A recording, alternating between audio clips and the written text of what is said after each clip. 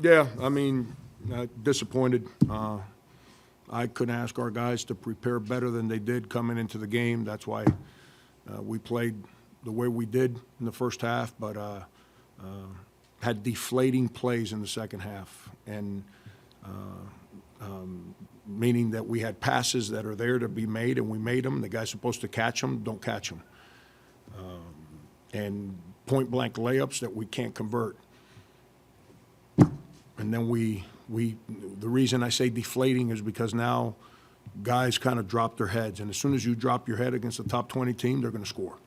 And they made the plays, we didn't, and they had the resolve to take control of the game, and we did not have the resolve to fight through that difficult moment of the game, and really disappointed. Questions? David, in the back, left.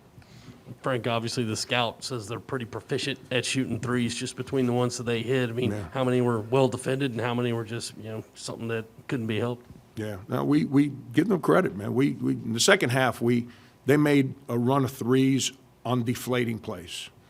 But, you can't throw them the ball 10 times. If you're driving the ball, they call a charge. Some guy makes a back cut. You throw a pass, and it goes out of bounds. Those are aggressive plays. You just, we talked about their ball screen coverage a lot and spoke about you got to be careful with Ziegler. You got to come meet the ball. But, give Ziegler credit. He turned the game over there, and he turned the game over here. It's he's a heck of a player. He's a ball hawk, and reminds me a lot of Rakim Felder. What he does for them on what Rakim used to do for us when he was here as a freshman. But we went through a stretch where we had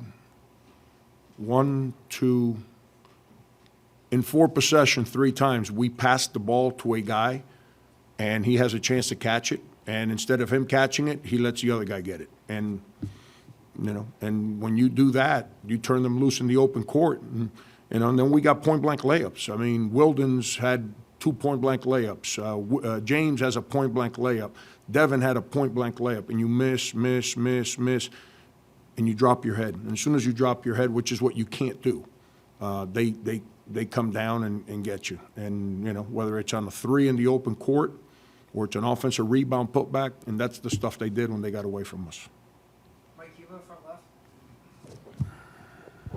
Frank, is it as simple as just not being able to make some of these shots, or is there something that goes into it more in terms of just some of the looks? Yeah,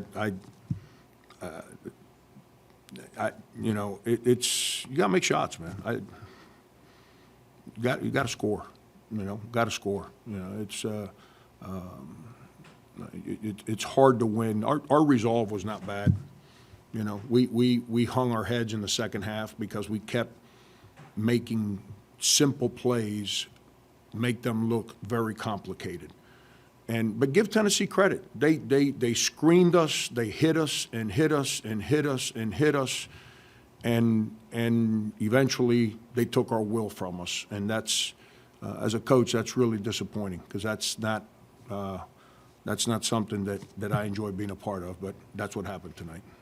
John Whittle in the middle.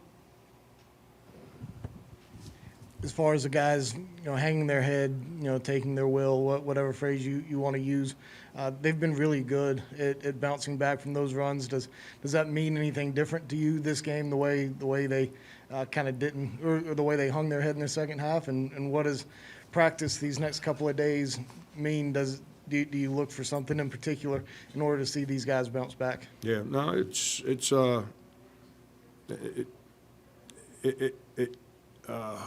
what's the word I'm looking for here, John? Our resolve has not been bad this year. We don't just throw in the towel and go home. We haven't done that this year. Obviously, the second half at Coastal, I'd like to get that one back. But you can't hit rewind in the game of life. At Arkansas, they took a lead, but we kept fighting and fighting and fighting. Today, our guys were geeked up. They were ready to play. They practiced that way for 2 days. And when you feel that something you invest a lot into is slipping out of your hands, it's kind of human nature You know, our guys knew this, not that this is a big game, but this is a big opportunity. And at home, and we kind of let it, you know, when they felt that it was slipping away, they kind of got deflated. But the next 2 days, I don't know, I've got to go home now, watch film, and figure out how I want to manage tomorrow. Monday's an easy day to manage. Tomorrow's a complicated day to manage. I got to figure out, based on what I see on film and what my gut tells me, how I got to manage tomorrow. Colin, in the front.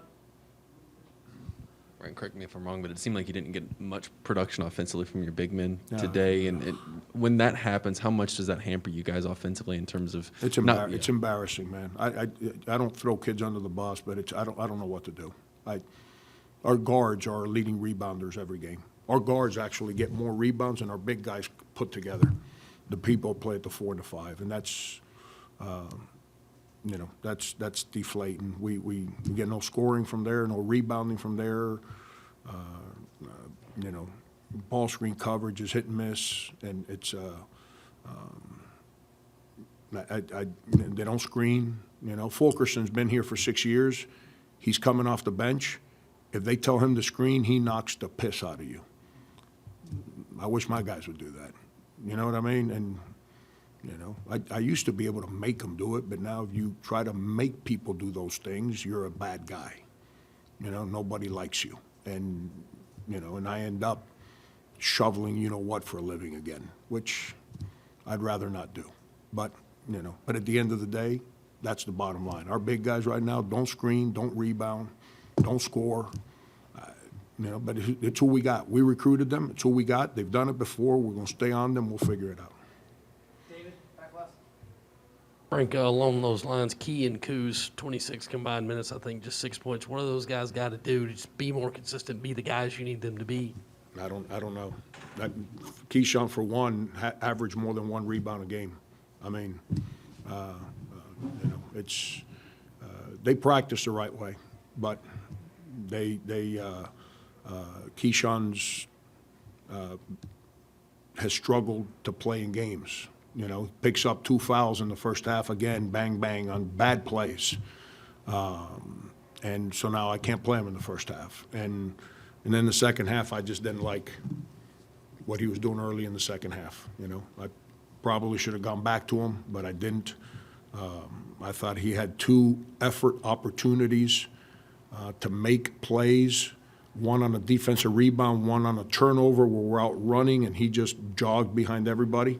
And so I took him out and didn't play him again. And Jermaine, for whatever reason, Tennessee's not a good game for Jermaine. Those little guards dig in him, and he plays on the half-court line. And it's point guard play can't be on the half-court line against that kind of defense. Michael, in the front. I heard you saying move a lot with guys on offense. Today. Yeah, just what did you see there, and just how important is movement offensively? I never once in 37, not 37, because I was an assistant for 7 of 37, never once in 30 years have I ever told people to pass and stand. Never, not once. And we got some guys on our team that pass and stand. And it's late in the season. I'm getting tired of telling the same guys the same things over and over and over. And, you know, everyone says that I'm, you know, because I like to correct people on the spot. I'm not a big, let's correct them after the game the next day. No, it's my classroom. I like teaching when things happen. I've tried to be more reserved in my communication with players during games. But I'm getting tired of telling the same guys the same things over and over. You know, and that's a pet peeve of mine. I coached an all-star game in 1995, and there was a player on the all-star team that we played against earlier in the year. He came up to me on the first practice, and he said, "I hated playing your team." I said, "Why?" He said, "'Cause you guys would screen every play and never stop." Think about what I just said about John Fulkerson earlier. That hurts my soul, because that's what my teams have done every year since back then, and that's what my teams have done here. Think about Mindaugas and Michael Carrera and just Chris Silva, Mike Kotsar. I can't get those guys to do that right now, and I'm trying to figure it out. You know, it's, you got to sprint. Screening takes tremendous effort. And it takes effort to sprint to screen and sprint out of a screen. And, you know, we have a rule. Anytime you pass the ball to the corner, if you're on the wing, don't stand there. Either basket cut or screen away. That's when you heard me say move, move, move. That's 90% of the times where I was, the moment I was talking about. Phil, in the back right. So you had Tennessee here today, you got Kentucky on Tuesday night. Is this a turning point of the season for your guys, considering this one's in the bag and Kentucky is coming up? So if, after the Kentucky game, are we canceling the last 7 games of the season? I'm asking you. You're asking me a question, which you have the right, so I'm asking you, are they canceling the last, what is it, 6, 7? How many we got left after Kentucky? I don't even know. 7. So the last 7 games, they don't count? No, I'm just saying, could the season, could it crash on that? Really? What if we win 6 of the last 7? I mean, so we beat Kentucky on Tuesday. We're going to have a parade because we beat Kentucky? And the last 7 teams are going to say, oh, they beat Kentucky. Let's line up and not play. This league is really, really hard. There's not a team in this league that you just show up and have an okay game and win. We got to play 18 of them. I don't care what your record is 10 games in. I don't care what your record was 5 games in. Got to play 18 of them. And when the Kentucky game's over, we got to prepare for, I think, at Georgia on Saturday. Got to prepare to go play at Georgia. And then when that game's over, you got to prepare to play the next one, and the next one, and the next one, and the next one. It doesn't stop. We you know, Phil, we do not ride, when I speak about we, I'm talking about coaches and players. We don't ride the emotional wave of wins and losses like this game's bigger than that one or that loss is bigger than that one. Every loss stinks. There's not a loss that you go home and feel good about. But at the end of the day, you got 18 conference games to play. And, you know, you got to go win the next one. That's it. And when you win that one, you prepare to win the next one. And at the end of the day, let the chips fall where they may. But if you can figure out a deal that if we beat Kentucky on Tuesday, that the other 7 teams will lay down and let us win, I'm in. If you can convince Conzo at Missouri to get his guys to not guard when we play Missouri later in the year or Mississippi State when they come in here, I'm in. You know, I'm really disappointed right now. I don't like my teams playing the way we played in the second half. But with all that said, the season doesn't end after the Kentucky game. It'd be 2 unbelievable opportunities that we let slip out of our hands from a resume building, whatever you want to call it. But the other 7 games count just as much as a Kentucky game, and you got to go win those. So one day at a time. I didn't mean to be a smart ass, Phil. I'm trying to give you the perspective that goes on in my brain when I try to manage the season. Corey? Frank, was Woodley available today? And 2, would you anticipate more minutes for him as well as AJ against Kentucky? Yeah, Taquan's a big part of our team, but he arrived yesterday at about 5 o'clock. We were like 20 minutes left in practice when he walked into the arena.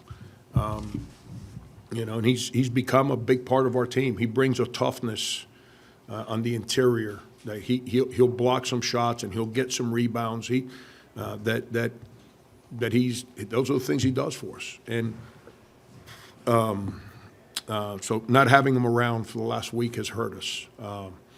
Obviously it didn't help that Josh Gray fractures his wrist at Mississippi State the other day. He's a guy that provides some size in there, so now we're forced to play a lot smaller against one of the bigger teams in the league for the majority of the game, and that didn't help. So, but it's we'll get Taquan ready to go on Tuesday. Cam, in the back. Frank, you talked about some of the deflating plays, but it looked like a couple of mental mistakes also, like some inbounding plays where guys weren't in the right spot. You had some of the wrong guys inbounding the ball sometimes. You were getting on the guys. When you see those kind of mental mistakes in February, how surprising is that, and how do you coach that away before the next game? Those come from deflating plays. That's what I'm talking about. That was in the second half. All those moments you're speaking about, second half. Because guys got down because we didn't make certain plays, and then Tennessee punished us when we hung our head. So now the game's getting away from you, and guys kind of put their head down. You know, like I think the one play you're talking about was Wilden's Levesque inbounding off a dead ball against full court pressure. Why is he doing that? We've never asked him to inbound the ball in a dead ball situation against a full court pressure team, you know, and where's the guard that's responsible for doing that? You know, and those are the things I'm talking about. When I speak about deflating plays, it's not the missed layup. It's not the I've got a pass that they've passed me and the ball's right here, and I let a guy that's a foot shorter than me take the ball from me and go down and make a three down there. That's not the play that play is deflating. It doesn't deflate you on that play, it deflates you the following play. And that's where Tennessee got us. And then we had those moments where, you know, we had an opportunity one time on a baseline out of bounds, coming out of a timeout, to run a little flare screen action, and the play's there to be made. And we shortcut how to catch the ball. So now you got a shooter wide open coming off a screen. And against Tennessee, your window, you see, bad defensive teams, your window for opportunities like this. Good defensive teams, your window for opportunities like this. So when you're able to create a separation, you have to make a clean pass, clean catch, so you can either make a clean shot or a clean pass from there. And we kind of shortcutted that window, so now by the time we got it, the defense was back where it belonged. And you know, those are the things that the deflating plays make us do. You know, disappointing. I don't know. I couldn't play a lick. I was a bad player. But if you passed me the ball, I can tell you nobody was taking it from me.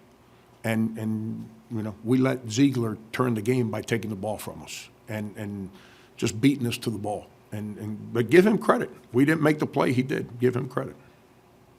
Anything else for Coach? Appreciate it. Yep.